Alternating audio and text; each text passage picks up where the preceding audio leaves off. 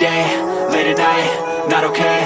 All I want, and I pray, all I need are some better days. Fuck me, I'm looking in the mirror, so foggy, but I've never seen clearer. I don't really think anyone can save me, and honestly I'm not really sure I want saving. I like to be my own worst enemy. There's no risk if you don't try at anything, so I'ma just keep buying everything. See you in the next life, have to be a better me. I don't think that my head's on straight, gotta flip it and grip it and go and get an x-ray. What's wrong with me? I just feel weight pushing on my chest and it squeezes till I suffocate. Better change my mindset, meditate. It's pretty cool that I'm alive and have better days. I could walk, see, hear, I should celebrate. Think I could change my mind, maybe elevate. Living life, every day, late at night, not okay. All I want, and I pray, all I need are some better days. Assalamualaikum warahmatullahi wabarakatuh. Selamat siang sahabat Restu Jangkrik Lebak dimanapun sahabatku berada. Sahabatku, gimana kabarnya hari ini? Mudah-mudahan sahabatku semua dalam keadaan sehat walafiat tanpa ada masalah yang berarti, baik di kehidupan pribadinya maupun kehidupan ternak jangkriknya. Sahabatku, pada kesempatan kali ini saya akan coba berbagi tips tentang bagaimana menyiapkan box atau kandang jangkrik size atau ukuran 15 kilo panen. Nanti di konten-konten selanjutnya saya akan bahas kenapa 15 kilo panen, dan ada beberapa alasan kenapa harus bikin ukuran atau paket box untuk 15 kilo jangkrik. Langsung saja sahabatku, untuk membuat box ukuran 15 kilogram jangkrik atau panen 15 kilogram, tentu ada ukuran-ukuran yang harus disesuaikan, dari ukuran kandang, terus termasuk ukuran tempatnya, terus termasuk bagaimana telurnya dan sebagainya. Tapi pada kesempatan kali ini saya akan share tentang ukuran dan cara membuat kandang jangkrik kapasitas 15 kg jangkriknya. Pertama kita buat puzzle ya sob. Kita buat puzzle dulu seperti ini. Jadi kita buat potong-potongan nanti selanjutnya akan kita rakit. Nah, berapa sih ukuran potongan-potongannya? Pertama kita akan bahas untuk bagian bawah, kerangka bawah atau lantai kandangnya. Ini ukurannya adalah 95 cm. Jadi lebarnya 95, panjangnya sepanjang triplek yaitu 122 cm. Panjangnya gitu, lebarnya 95 cm. Lalu kita buat semacam puzzle seperti ini. Ini tampak bagian bawahnya. Jadi kita kasih reng. Usahakan reng kayu yang keras ya sob ya. Kayu merah, kayu kayak mahoni, kecapi, atau kayu-kayu yang lebih keras lagi, itu lebih bagus. Ukuran rengnya 2,5 cm kali 3. Jadi nanti ini ada hubungannya dengan ukuran puzzle sebelah sayap kiri. Kita buat melingkar seperti ini sob. Terus kita kasih tulangan untuk bagian tengahnya sehingga kuat untuk menopang. Nah ini tampak dari bawahnya. Nah ini tampak luarnya seperti ini sob. Jadi nanti kelihatan mulus tripleknya. Ini puzzle yang pertama. Untuk puzzle yang kedua itu bagian samping. Bagian puzzle samping yang panjangnya. Ini bentuknya seperti ini sob. Jadi ukurannya 61 cm. Itu tingginya untuk tinggi kandangnya 61 cm. Terus panjangnya seukuran triplek. Jadi 122 cm. Lalu kita kasih kakinya ini 80 cm. Jadi puzzle yang kedua ini untuk panjangnya ini plus kaki ya sob ya. Jadi untuk puzzle kedua ini plus kaki. Jadi untuk sisi samping panjangnya itu plus kaki. Langsung kita kasih lakban sob. Jadi untuk puzzle yang kedua ini kita kasih kaki plus lakbannya. Terus untuk puzzle yang ketiga atau potongan yang ketiga itu bagian samping untuk ukuran lebarnya. Nah untuk lebarnya seperti ini sob. Kita hanya membuat potongan yang dikasih kayu itu bagian atasnya saja. Ini tampak depannya, depannya. Nah, seperti ini, hanya potongan. Ukurannya berapa? Ukurannya adalah 61 dikali 100. Dikali 100. Kenapa 100? Kan yang bagian bawahnya itu cuma 95. Karena ini biar menutup sisi kanan kiri, selebar reng kanan kiri itu. Rengnya tadi kita ukurannya 2 cm setengah dikali 2 adalah 5 cm, sehingga bagian penutup dari atau pasal sebelah lebarnya itu ukurannya 100 cm. 100 cm. Nah, ya, hanya kita kasih reng cukup di bagian atasnya saja, dan bagian dalamnya kita kasih lakban. Hanya itu sob. Jadi 3 ukuran tadi. Yang pertama adalah bagian bawahnya itu ukuran 95 dikali 122. Yang kedua bagian panjangnya, samping panjangnya itu ukuran 61 kali 122. Yang ketiga bagian samping lebarnya itu ukuran 1 meter dikali 61. Baik, kita lanjut sob.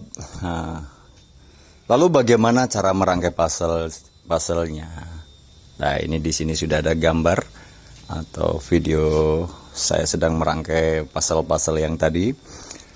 Pertama, bagian sisi panjangnya yang ada kakinya.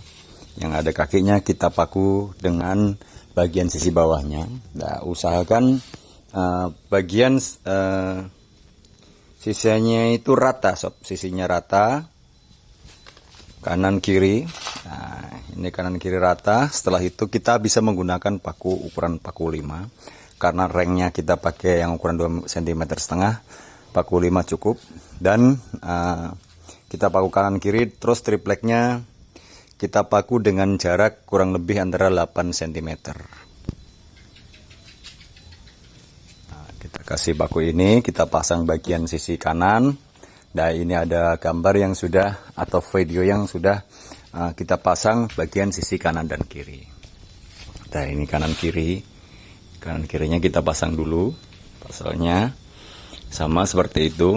Nanti kita akan lanjut ke pemasangan puzzle bagian samping.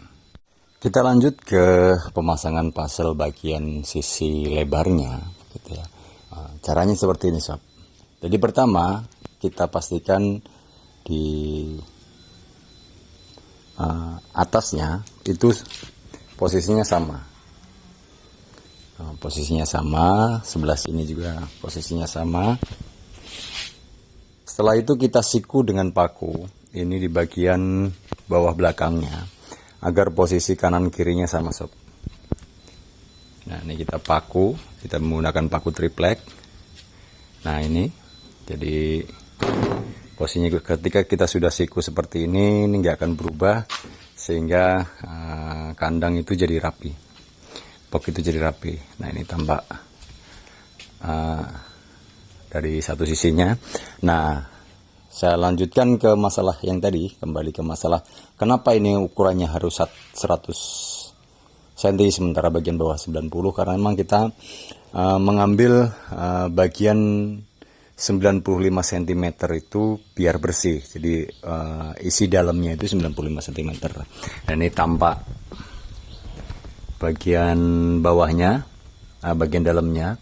Jadi 95 cm itu bersih, makanya kita dari sisi samping itu kita harus potong 100 cm itu untuk bagian nutup reng ini. Jadi untuk tempat kita nanti maku.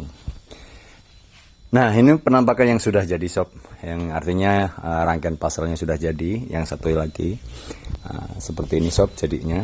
Jadi kanan kiri masuk, terus kondisi kandang juga rapi, kondisi kandang rapi, terpaku semua, bagian dalamnya, sisi dalamnya juga rapi sob. Jadi nanti kita hanya dempul itu untuk memastikan bahwasanya anak jangkrik itu nggak keluar. Terus posisi lakbannya juga rapi sob, posisi lakbannya rapi semuanya. Ini yang sudah jadinya. Dengan teknik dan cara seperti ini kita bisa memproduksi atau membuat kandang atau box jangkrik itu satu hari sendirian itu jadi 5 pasang sob, jadi 5 buah dengan kapasitas 15 kg panen jangkriknya. 15 kg panen jangkriknya.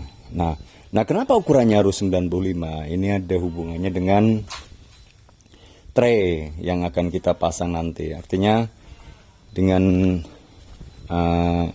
kondisi 95 itu lebarnya, itu traynya akan muat 3 sob, 3 baris, sehingga kita nggak perlu potong lagi, sehingga mempercepat pengerjaan kita nanti saat kita mau mulai memasukkan anak jangkrik.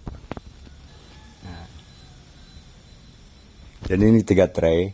Nah, untuk panjangnya tetap kita harus potong karena memang panjang dari kandang ini sesuai dengan ukuran triplex saja. Makanya kita nggak bisa rubah lagi. Kalau kita rubah analisanya atau biayanya akan berubah sob. Jadi ini paket yang ekonomis, yang hemat, yang efektif, yang efisien, yang cepat pengerjaannya, harganya pun murah dan dikerjakannya mudah. Jadi ini muat tray itu ke sisi lebarnya itu 3, ke sisi panjangnya 3, 4 tapi motong sedikit, jadi 12 ya sob. Untuk dasaran kandang itu karena tingginya 60 cm, ini kita bisa kasih dasaran 8. Jadi ketika jangkrik 15 kilo itu tanpa kita kasih candi atau susunan tray yang ke atas, nanti ketika jangkrik besar itu tanpa itu pun sudah muat sob. Jadi 15 kilo itu ideal lah ukuran kandang ini. Jadi hampir semua kandang saya sekarang menggunakan ukuran ini. Jadi ini satu paket untuk 15 kilo itu untuk satu orang pelanggan. Karena memang pelanggan itu setiap hari mereka dagang, setiap hari mereka jualan, setiap hari kebutuhannya 15 kilo. Saya pun sama harus menyesuaikan satu paket itu 15 kilo untuk satu pelanggan. Jadi usaha itu simpel sob. Kita buat simpel, jadi kitanya juga nggak ribet, analisanya jelas, pasarnya jelas, kita fasilitasi kandangnya jelas. SOP-nya, standar operasional prosedur kerjanya juga jelas, terus kita dedikasi atau kita serahkan tugas ke karyawan juga jelas aturannya. Nah, kira-kira ini ya sob ya, ini video udah panjang sekali dan mudah-mudahan bermanfaat. Tetap semangat bahwasanya usaha itu, jenis usaha itu tidak pernah salah. Yang salah itu hanya keterbatasan kemampuan kita sehingga hasil dari usaha sendiri tidak optimal. Tapi ketika kita jeli, kita teliti, kita tahu bagaimana mensiasati, memfasilitasi usaha itu agar konsepnya berkembang sesuai dengan situasi dan kondisi keadaan kita, lingkungan kita, dan kebutuhan hidup kita, maka usaha itu tidak ada alasan untuk tidak berkembang. Demikian saya akhiri, billahi taufiq wal hidayah. Wassalamualaikum warahmatullahi wabarakatuh.